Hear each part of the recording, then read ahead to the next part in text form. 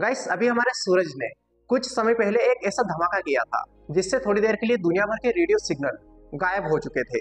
तो भाई आखिर ऐसा क्या हुआ था और क्यों हुआ था, इसका हमारे लिए मतलब क्या है और क्या आगे और भी ऐसे धमाके हो सकते हैं।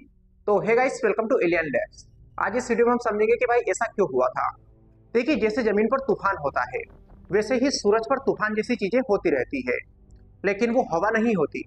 ऊर्जा, रेडिएशन, प्लाज्मा जैसे कि गर्म गैस और चुंबकीय फील्ड, इन सब का मिक्सअप होता है। हमारे सूरज की सरफेस पर कभी कभी धब्बे बनते हैं जिनको कहा जाता है सन स्पॉट्स।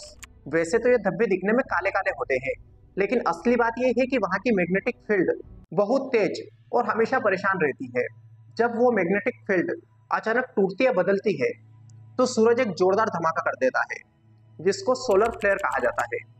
अगर वो धमाका बहुत ज्यादा ऊर्जा वाला हो तो वो फ्लेयर एक्स क्लास कहलाती है। एक्स क्लास के फ्लेयर्स सबसे ज्यादा शक्तिशाली होते हैं और कई बार तो उस फ्लेयर्स के साथ CME भी निकलती है, मतलब कि कोरोनल मास इंजेक्शन, यानी कि प्लाज्मा प्लस चुंबकीय क्षेत्र की विशाल लहर जो अंतरिक्ष की ओर जाती है। अब अगर वो कोरोनल मास इंजेक्शन और मैग्नेटिक ओरिएंटेशन ठीक हुआ तो धरती तक पहुंचकर हमारे वातावरण, सैटेलाइट्स, रेडियो सिग्नल, इन सभी को प्रभावित करता है।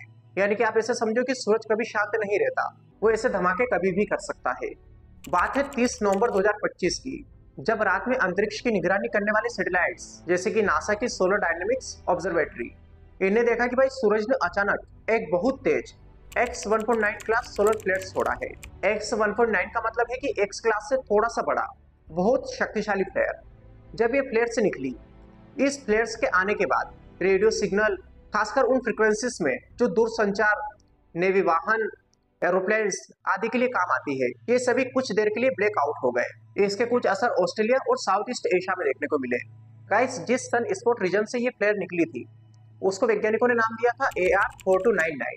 ये कुछ समय पहले भी सक्रिय था, लेकिन इस बार कुछ अलग रूप में दिखाई दे रहा था। और इसके पीछे ही एक और विशाल और जटिल सन स्पॉट क्लस्टर है जिसका नाम है AR4294, और ये धीरे धीरे पृथ्वी की ओर घूम रहा है, यानी कि वो अभी भी सक्रिय है। मतलब ये कि सिर्फ एक फ्लेयर नहीं थी बल्कि पूरा सिस्टम एक्टिव था। और जब ये एक्स फ्लेयर हुआ तब सूरज से निकलने वाली एक्सरे और एक्सट्रीम अल्ट्रावायलेट रेडिएशन बहुत तेज थी। ये तरंगे इतनी तेज थी कि वो धरती पर 8 मिनट में पहुंच गई। जितना टाइम सूरज की रोशनी को धरती में आने में लगता है उतनी देर में ये तरंगे धरती तक पहुंच गई। और आप खुद को भाग्यशाली समझो, क्योंकि जो कोरोनल मास इंजेक्शन उस फ्लेयर के साथ निकली थी वो धरती की दिशा में नहीं थी, और इसी कारण से जियोमैग्नेटिक स्टॉर्म या बड़े स्तर की तबाही नहीं हुई। जो असर हुआ वो सिर्फ रेडियो संचार, आयोनियोस्फीयर डिस्टर्बेंस था, ज्यादा कुछ नहीं। हमारा जीवन इससे खतरे में नहीं पड़ा, लेकिन अभी भी हम खुद को पूरी तरीके से सेफ नहीं बोल सकते, क्योंकि आप समझो कि ऐसा जो सन स्पॉट क्लस्टर AR4294 है वो बहुत बड़ा, बहुत जटिल और मैग्नेटिक स्ट्रेच्ड है, यानी कि वहां फिर से फ्लेयर या CME हो सकती है। वैज्ञानिकों का ऐसा मानना है कि आने वाले कुछ दिनों में कुछ M क्लास फ्लेयर्स की संभावनाएं हैं, और ऐसा भी हो सकता है कि वो X क्लास फ्लेयर हो। अगर अगली बार ऐसी फ्लेयर होती है और उस फ्लेयर से CME निकलती है और हमारी बदकिस्मती से उसकी दिशा धरती की ओर रहती है, तो इससे धरती का चुंबकीय क्षेत्र प्रभावित हो जाएगा। इससे दूर संचार, satellites, GPS navigation, radio airlines की कम्युनिकेशंस, ये सब डिस्टर्ब हो सकती है। बट अगर ये CME धरती की दिशा में नहीं आई या उसकी चुंबकीय संरचना ठीक नहीं हुई तो असर कम हो सकता है। मतलब कि हमारा सूरज वॉच मोड में है, हमको पूरी तरीके से सतर्क रहना पड़ेगा।